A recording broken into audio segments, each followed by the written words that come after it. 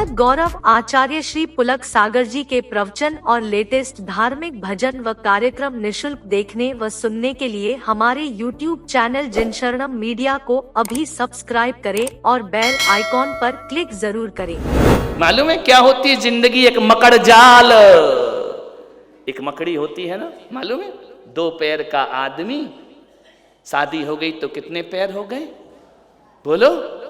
4 पैर का कौन? मैं नहीं बोलूंगा ऐसे, अब शब्द आपके लिए। 4 पैर का कौन? बोलो। हैं? इतना स्तर गिर गया तेरा, जानवर तक सही था ना, नाम लेने की क्या जरूरत थी? ध्यान रखना। 4 पैर का जानवर, 1 साल बाद एक रिजल्ट आया, कितने पैर हो गए? 6 पैर की मक्खी। भन भन भन भन भन भन। दुकान से आया सोने का मनोरा, चेपे। रात को ही रोता है वो, ध्यान रखना है। दिन भर तो सोता है, रात में रोता, डिस्टर्ब करता है। ये मक्खियां तुमने इकट्ठी की हैं, ध्यान रखना। भिन भिन भिन भिन भिन भिन। इसके अलावा होगा क्या? रात को नींद ही नहीं आती, सोने का मूड होता है, उतने में बच्चा चीपे शुरू। ये मक्खी, एक बच्ची और आ गई, कितने पैर हो गए हैं? अब भनभनाहट और बढ़ गई, ध्यान रखना। कितने पैर हो गए? 8 पैर। 8 पैर की कौन होती है? मकड़ी। समझ? 8 पैर की कौन? मकड़ी। 6 पैर की मक्खी, 8 पैर की मकड़ी। मकड़ी अपना जाला खुद बनाती है, खुद बनाती है, बुनते जाती है, बुनते जाती है, बुनते जाती है, और एक दिन उसी जाले में फंसकर अपने प्राण गंवा दिया करती है। ए इंसान, तेरे जीवन में और मकड़ी के जीवन में कोई अंतर नहीं हुआ करता है। पूरी जिंदगी उसी मकड़ जाल में हमारी बीत जाया करती है, हाथ में कुछ नहीं लगता है। अरे तुम इंसान हो, तुम मनुष्य हो। मनुष्य वह है जो मनन करता है, मनुष्य वह है जो विचार करता है, मनुष्य वह है जो सोचता है। जानवरों को सुधारना बहुत कठिन है, मनुष्य तो सुधर सकता है ना। एक बंदर की बंदरिया देखी है, छाती से बच्चे को लगा करके घूमती है। सबसे ज्यादा मोह इस धरती पर यदि किसी को होता है तो बंदर की बंदरिया को सबसे ज्यादा मोह होता है। वह छाती से लगा के बच्चे को घूमती है, बच्चे की मौत भी हो जाए तो छाती से छोड़ती नहीं है, लगाए रहती है, लगाए रहती है, लगाए रहती है, जब तक उसके अंग गल गल के नहीं गिर जाते हैं, तब तक अंतिम अंग तक एक बंदरिया अपने बच्चे को छाती से लगा करके जिया करती है। मैं कैसे समझाऊं? वो जानवर है, वो ना समझ है, उसे समझाने का कोई रास्ता नहीं है कि तू ऐसा मत कर, ये मर चुका है बच्चा, इसकी मौत हो गई है, इसे क्यों छाती से लगाती है? अरे बंदरिया को समझाना बहुत मुश्किल का काम होता है, जानवर को समझाना बहुत मुश्किल का काम होता है। वो ना समझ होता है, उसके पास मनन करने की शक्ति नहीं है। लेकिन औरंगाबाद वालों, तुम्हारे अंदर तो मनन करने की शक्ति है ना, तुम्हारे अंदर तो चिंतन करने की शक्ति है ना। तो ये जो प्रवचन मैं आपको दे रहा हूं, इसलिए दे रहा हूं कि आपकी मन स्थिति में मनन का और चिंतन चला करता है। अरे जानवर को नहीं सुधारा जा सकता है, लेकिन एक इंसान को सुधारा जा सकता है मेरे भाई। यदि मैं इतनी जोर जोर से बोल रहा हूं, इतनी मेहनत से बोल रहा हूं, मेरे अंदर क्या है? एक यही है कि आप इंसान हैं, मैं आपको इंसान समझता हूं, मैं आपको मनुष्य समझता हूं, और मनुष्य को मनुष्यता अर्जित कराना एक संत का काम हुआ करता है। ध्यान रखना, ये मेरी ड्यूटी है कि आप मनुष्यता को अर्जित कर सके। मान्यवर, हम भी तो छाती से लगा करके जीते हैं ना, जिंदगी भर कुछ नहीं छूटता।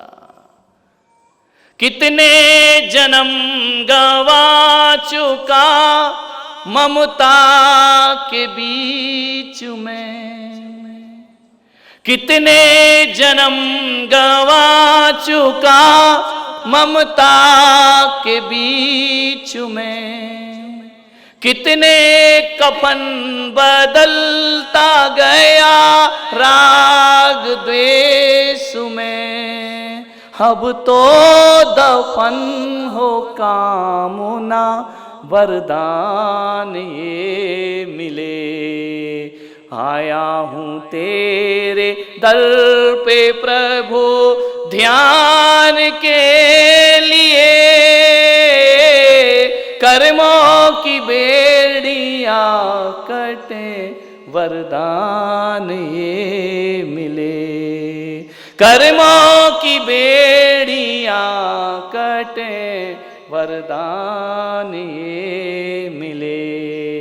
आया हूँ तेरे दर पे प्रभु ध्यान के लिए।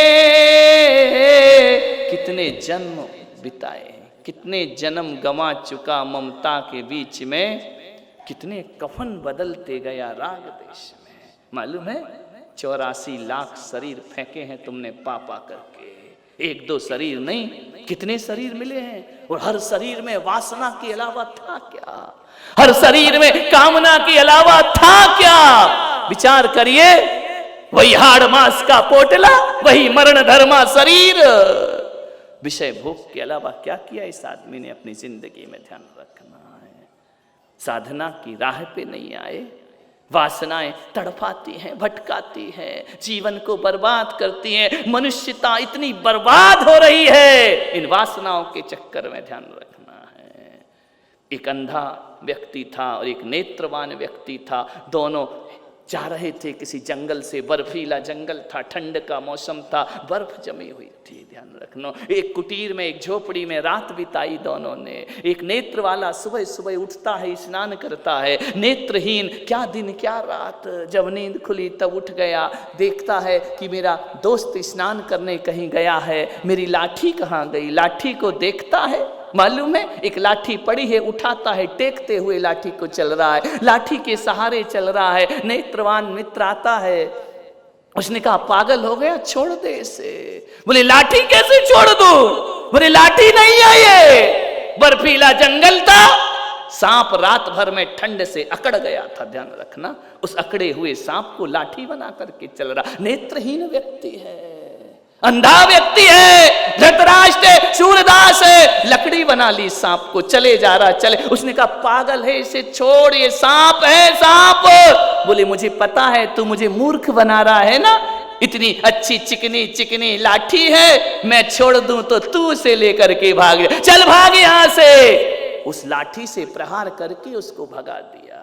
अंधा क्या जाने, सांप को लाठी मान लिया, अकड़ गया सांप। थोड़ी देर चला, सूरज की रोशनी आई, गर्मी मिली, सांप लहराने लगा। ध्यान रखना, जैसे ही लहराया, ये पकड़ा हुआ था, सांप जहरीला था, डस लिया, प्राण पखेरु उड़ गए। मान्यवर, कहानी इतनी महत्वपूर्ण नहीं, हमारी जिंदगी भी ऐसी ही है। ध्यान रखना, हमने भी वासना के सांप को लाठी समझ के पकड़ रखा है, हमने भी परिवार के सांप को लाठी पकड़ के समझ रखा है, हमने भी परिग्रह के सांप को लाठी बनाकर पकड़ रखा है, हमने भी मोह ममता के सांप को लाठी बनाकर पकड़ रखा है। और यही वासना का सांप हमारी जिंदगी को मौत के हवाले कर दिया करता है। ध्यान रखिए मान्यवर, मौत के सिवा क्या मिलेगा? जब इस दुनिया से जाओगे मृत्यु मिलेगी और कुछ ना मिलेगा। ध्यान रखना मान्यवर, मरने से पहले होशियार होते हैं वो लोग जो मरघट से पहले मोक्ष की यात्रा करते हैं। ध्यान रखना,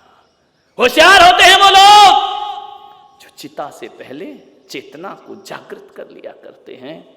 और होशियार होते हैं वो लोग कि शरीर तुम्हें जवाब दे उससे पहले इंद्रियों को जवाब दे दिया करते हैं। और होशियार होते हैं वो लोग, ध्यान रखना, पड़ोसी तुम्हारा, परिवार तुम्हारा मजाक बनाए उससे पहले परमात्मा से रिश्ता जोड़ लेते हैं।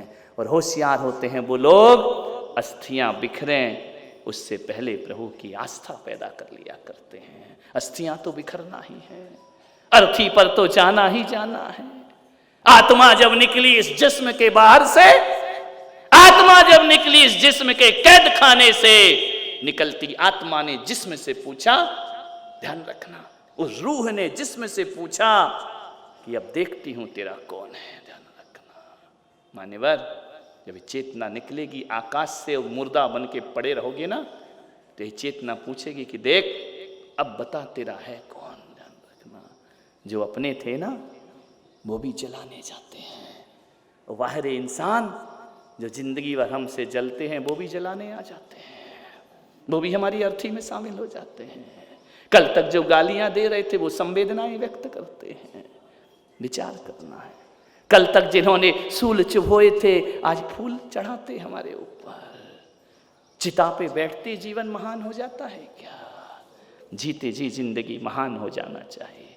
आज कितना पतन हो रहा है समाज का, और मैं कह सकता हूं कि समाज के इस नैतिक पतन का यदि कोई जिम्मेदार है इस धरती पर, सबसे बड़ा कोई एक ऐसी चीज जो हमारे परिवार, समाज और राष्ट्र को तहस नहस कर रहा है, तो मैं आज पुलक सागर यहां बैठ करके आपसे कहता हूं कि जितना पतन पिक्चरों ने, सिनेमा घरों ने इस देश का किया है, उतना पतन किसी ने इस देश का नहीं किया होगा। ध्यान रखना, जितना पतन फिल्मों से हो रहा है, जितना पतन आपके मोबाइल से हो रहा है, जितना पतन आपके इन पिक्चरों से हो रहा है, बोलिए ये आपके हीरो हैं, इन्हें आप अपना हीरो समझते हैं। जो दारू पीता है वो हीरो है तुम्हारा, विचार करिए। जो कपड़े फाड़ कर नाचता है वो हीरो है तुम्हारा, विचार करना है आपको। ये तुम्हारे आदर्श, ये तुम्हारे नायक है। मान्यवर, इज्जत लूटते हैं वो तुम्हारे नायक है, ध्यान रखना। गुंडागर्दी फिल्मों में करते हैं, बलात्कार के दृश्य दिखाते हैं, उन्हें तुम अपना आदर्श माना करते हो। विचार करिए। आप सब पूरे लोगों से मैं इतना ही कहना चाहता हूं, पर्दे पर रंगीन वस्त्र, रंगीन चित्र देख करके हजारों लाखों का व्यापार दिया करते हो। एक एक वासना की फिल्म 800 करोड़ रुपए कमाती है, वह तुम उन्हें जाकर के दिया करते हो, तुम जाकर के उन्हें देते हो। विचार करिए, 800 करोड़ का व्यापार, ये तुम्हारे आदर्श हैं। मान्यवर, आपसे निवेदन है, कौन है आपका गुरु? आप जैसे हीरो की हेयर स्टाइल देखोगे वैसी तुम्हारी हो जाती है, ये तुम्हारे गुरु हैं। जैसे कपड़े वो पहनेगी वैसे आप पहन लेते हो, जैसी स्टाइल उसकी है वैसा आप। फिल्मी हो गई दुनिया, हर अंदाज फिल्मी हो गया हमारा।